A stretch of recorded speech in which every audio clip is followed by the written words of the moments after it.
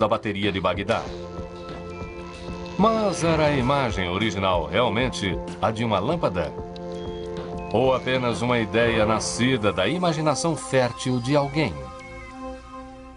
Quando leio os livros de von Däniken, faço a mesma coisa que digo para meus alunos fazerem, cobrir a legenda. E garanto que se fizerem isso, não verão nenhuma lâmpada. Verão algo parecido com uma berinjela.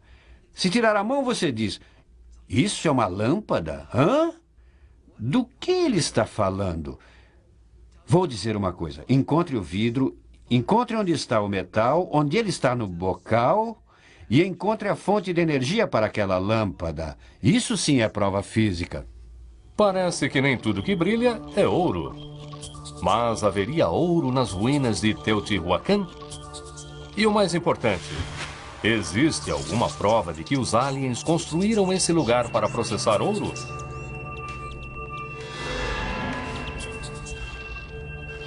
A arqueóloga Kim Goldsmith passou os últimos 24 anos estudando as ruínas de Teotihuacan.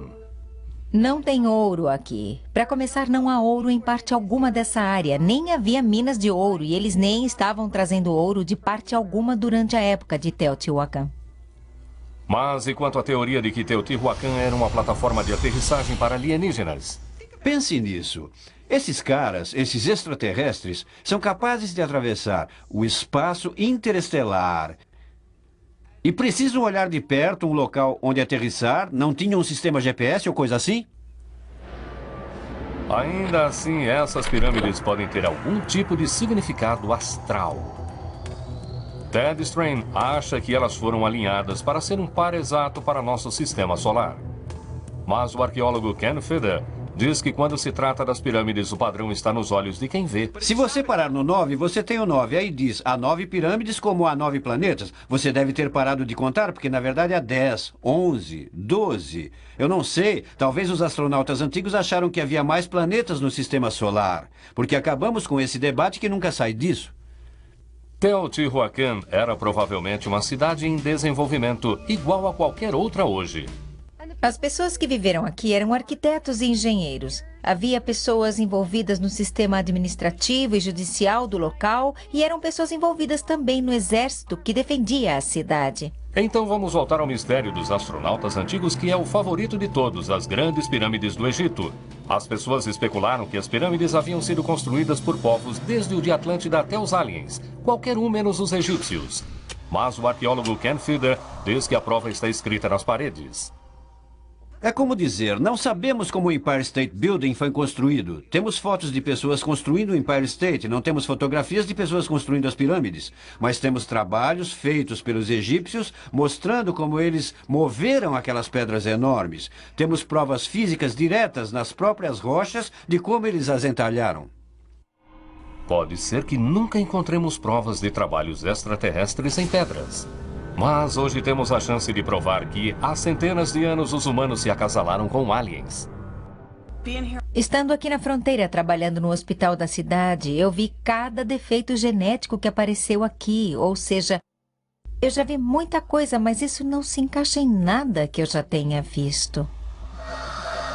Sabemos que o crânio tem 900 anos e que os globos oculares parecem não ser desse mundo.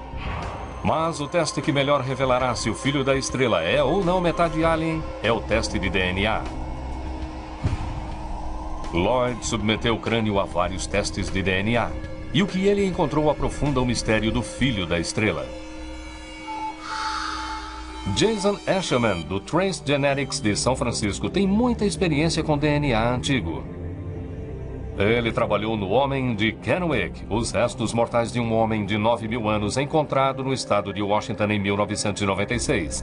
Agora, anos mais tarde, Jason enfrenta seu maior desafio, o filho da estrela. O que chamou minha atenção foi que o Lloyd geralmente estava interessado em fazer algumas perguntas sobre ferramentas científicas, sobre se poderíamos tentar responder algumas dessas perguntas. O processo de extrair DNA antigo é muito diferente do processo de se extrair DNA moderno. É muito mais difícil encontrar DNA antigo que esteja intacto. Espera-se que o DNA de qualquer material biológico que tenha 900 anos de idade tenha um certo nível de degradação. Não tem como garantir que Jason será capaz de ver o DNA do filho da estrela, principalmente se ele for um alien. Isso se os aliens tiverem DNA. Ele já fez seu trabalho e os resultados serão revelados mais tarde. Mas, por enquanto, vamos voltar ao quebra-cabeça das linhas Nazca no Peru. Algumas pessoas acreditam que seria impossível os humanos fazerem geóglifos tão grandes como este sozinhos há milhares de anos, sem a habilidade de ver seu trabalho de algum tipo de espaçonave. Mas um especialista diz que não foi preciso a ajuda de aliens. Joe Nickel é cético e trabalha no Comitê de Investigação Científica de Alegações de Casos Paranormais. Essa é a margem superior. Ele diz que não pode ter havido a presença de aliens na construção das linhas de Nazca por uma razão muito simples. Os astronautas antigos teriam que ter planado sobre o local em um disco voador. Isso teria criado um grande problema com a Terra. Os ajudantes de Nazca, lógico, teriam colocado máscaras e se curvado. E teriam usado paus e cordas como estamos fazendo, para terminar a figura. Primeiro ele prepara seu material. Isso não se parece com uma linha Nazca, mas é o que temos para usar, já que não temos um deserto cheio de cascalhos. Depois ele mede o diagrama da figura. Nesse caso, ele tentará recriar um dos mais belos geóglifos de Nazca, a aranha de 45 metros.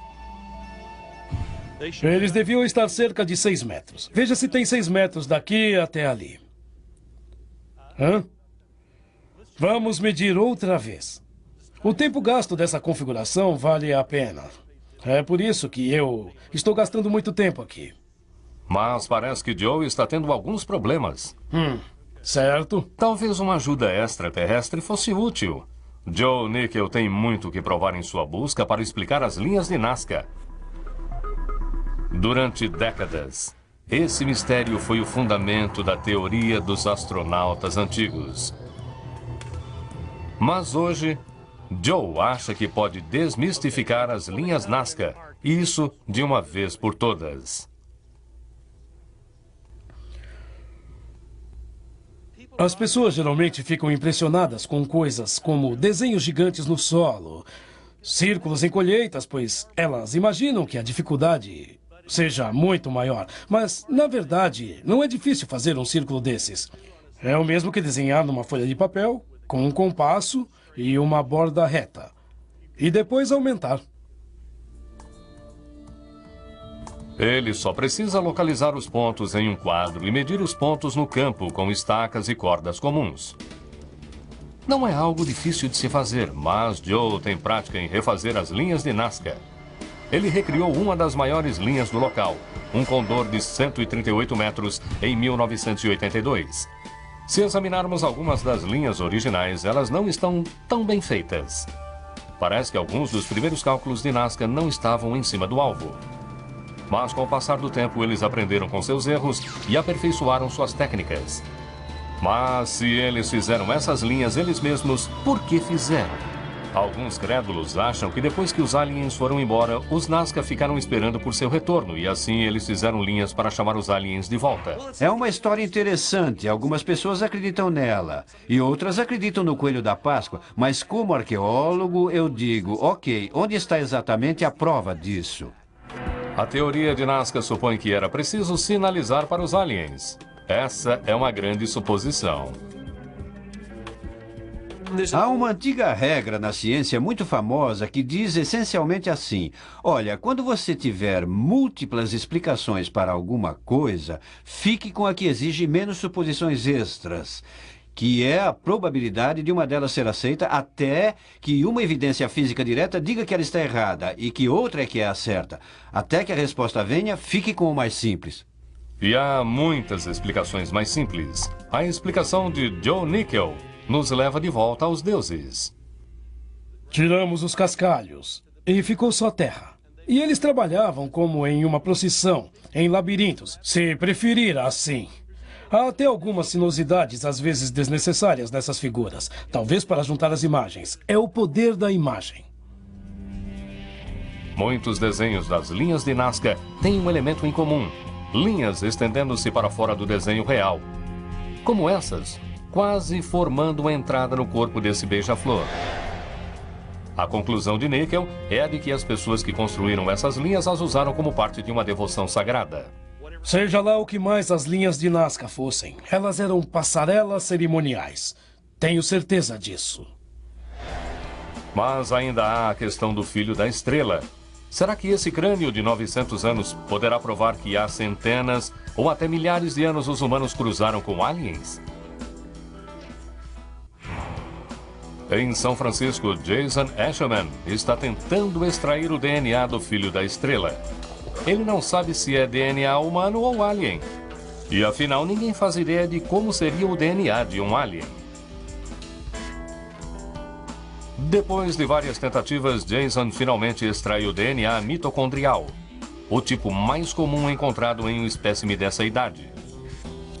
Mas esse tipo de DNA só poderá revelar quem foi a mãe do filho da estrela. Tivemos um tipo não muito esperado, sabe, onde ele foi encontrado no sudoeste, naquela região. O DNA do filho da estrela revela que a mãe dele era humana.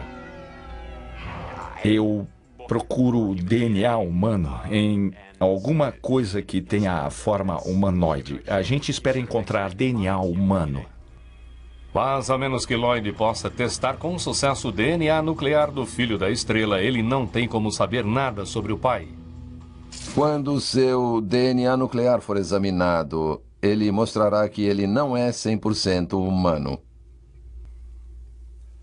Nem todos concordam que seja importante descobrir quem era o pai do filho da estrela.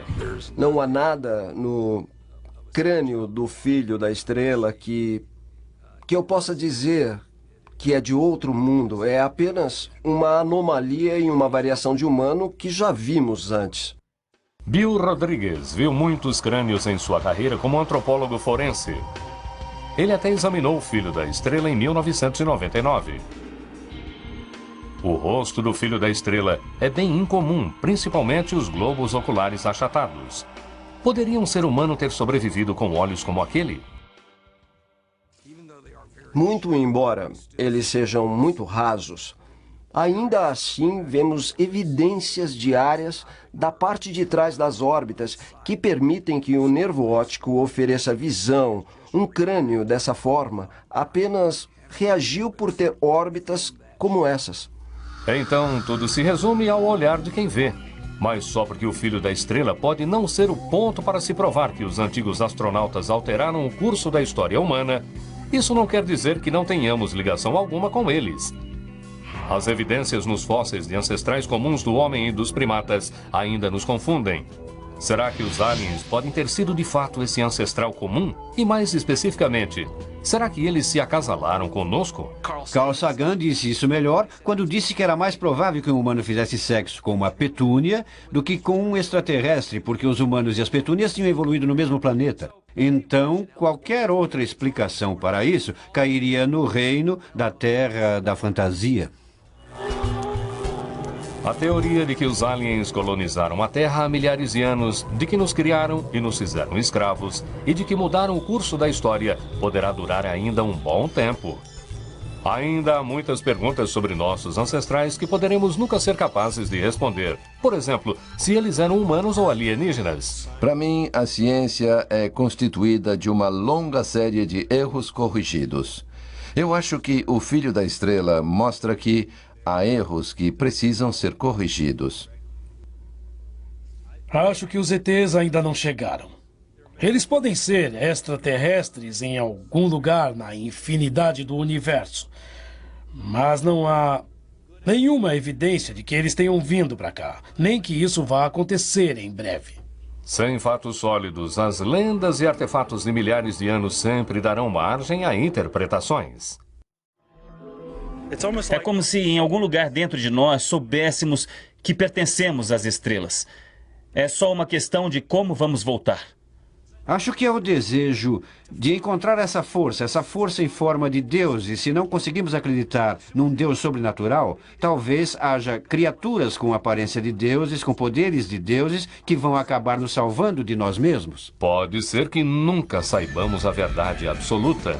Tudo o que podemos fazer é pensar baseados nas evidências. A única maneira da teoria dos astronautas antigos ser descartada é se os extraterrestres aparecessem aqui e dissessem: nós nunca estivemos aqui. Essa foi boa, né? Talvez seja possível que extraterrestres sejam uma parte integral de nossa cultura e até de nosso DNA. Ou talvez uma ideia como essa seja simplesmente de outro mundo.